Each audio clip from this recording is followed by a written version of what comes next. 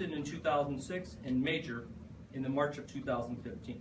He graduated from the Police Executive Leadership College in 2001 and from the FBI National Academy in Quantico, Virginia in 2013.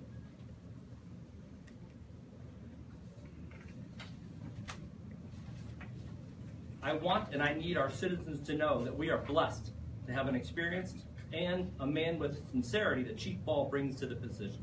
He has my full support and, quite frankly, as important, my trust as this department works to ensure that our level to the community remains high, our level of service.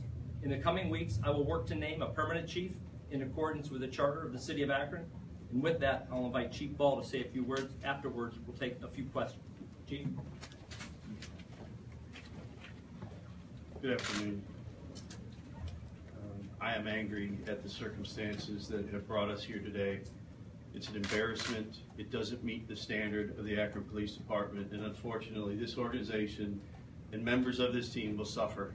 And I hope that we can do as much as possible to stem that. But that circumstance are the result of one person's actions, not others within this department. I applaud the Akron Police Department members and Mayor Horrigan. Swift action was taken, and appropriate action was taken in this troubling matter. For me personally, to have the mayor's confidence to effectively lead this department with integrity, that is humbling to me. It's an honor to be chief of this outstanding organization.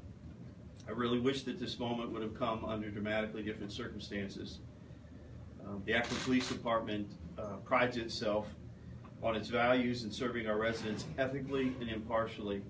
As the mayor stated, there is no evidence that any of these issues are systemic within this organization. If there were any information that pointed in that direction, it would be dealt with appropriately, swiftly, and thoroughly. I'm proud to step into the top leadership position. I have full confidence in our team. This group will not accept performance that would not meet the standards and expectation of law enforcement in 2017. At this time, I'll turn the microphone over to James Hardy. Okay, so by way of taking questions, if you can raise your hand so we can keep some order, and I will call, and then we'll take them as they come. So, yes, in the back, right? Does this have any connection to the forgery case against Joseph Knight? I'm not sure of the particular charges, but it bore out of that the relation to, and that was with issue to the criminal misconduct or possible, and any and all of those will be forwarded to the Summit County Prosecutor's Office so they can take a look at and decide what, if any, charges are going to be brought.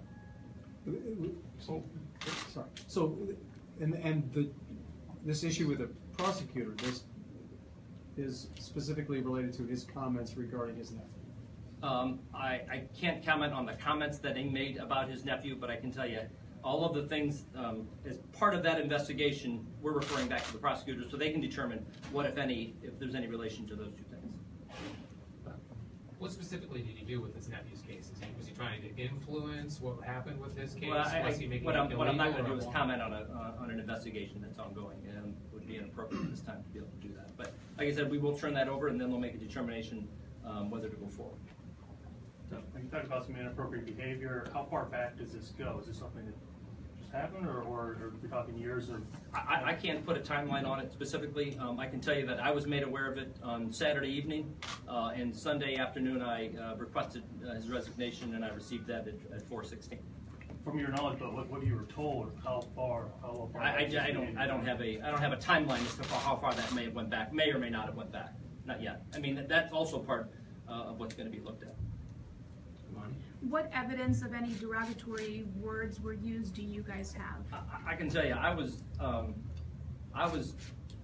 given compelling evidence of conduct unbecoming of an officer, and making derogatory remarks about fellow officers and personnel crosses a line, that's easily seen by the public, and I won't stand for it. And it was a pattern of a few things that had me request his resignation.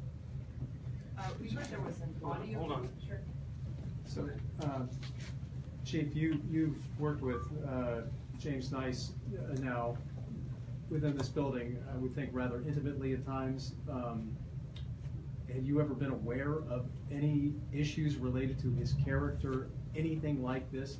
Has there been any reason to suspect this was imminent, or that something like this was? No, it is. That's one of the things that is so troubling, because people will make that assertion or assumption, and the chief did not act like that in any way in front of the staff. There was no way for us to anticipate any of these things that would have occurred. Late Friday evening, some of the accusations were brought to our attention, and those were immediately taken to our supervisors to be dealt with. So no, it wouldn't have been tolerated. It's not a part of the culture of the Akron Police Department. It's an embarrassment to our profession, and there was not any evidence of that publicly or even within closed doors or with his close circle of leaders. The chief had put together an exceptionally strong team of leaders within this organization, and it's one of the reasons that we are so well suited to take over in this particular situation and lead with integrity and repair damage that he's been done, and to continue to provide outstanding service to this community and do it in a way that we are all proud of and that you can be proud of. But there was not any evidence of that prior to this occasion. We've heard there is possibly an audio tape of some of these disparaging remarks. Can you comment on the existence of such a tape? I tell you the truth, I don't know of an audio tape, and I just don't want to comment on an investigation until we give it over to the prosecutor's office, and then they can make a determination from there. Was there a threat to take this public if you hadn't dealt with it? I would harken back to your question. If I haven't dealt with it, I found out about it Saturday evening, and Sunday afternoon he resigned. So not much of a quicker timetable than that. So it's less than probably 24 hours. But the question, Mayor, I'm sorry, was, were you put in a position where? No. Okay. And how was this brought to your attention? I know the press release says that officers acted appropriately. Was this fellow officers that brought it to the attention of other officers to look into? The assertions were made casually to a member of this police department. And considering the gravity of that and how significant it was and how contradictory it was to our value system, that individual brought it to my attention. And that started the succession of events that led to notifications of our supervisors, the communications that we had with the mayor's office and with other city human resources and legal, and so it was through the birth of that casual conversation, but we acted on it immediately after that happened. And can we get a time frame for the casual conversation? That would have occurred Thursday or Friday evening. One final question. Can you talk about the inappropriate contact with the city employee? Is another police officer, and there's any allegation that he was doing anything inappropriate as far as advancing her career or paying for things that were inappropriate for city funds? I think I mentioned in the statement that I wasn't going to make any further comment about that particular issue at this time, and not necessarily talk about names. But there's a level of conduct that the evidence that was presented to me made it well beyond acceptable norms of behavior to be able to have that go on in a leader in that department. So the decision was made, like I said, Saturday evening after the communication with Deputy Mayor Brown, meeting with me, and then Sunday afternoon requesting his resignation. Okay, thank you, Mayor. If you want to stay, we're going to go ahead and address the issue from Friday night. Just give us a minute, and I'll get Captain Lisa up here as well.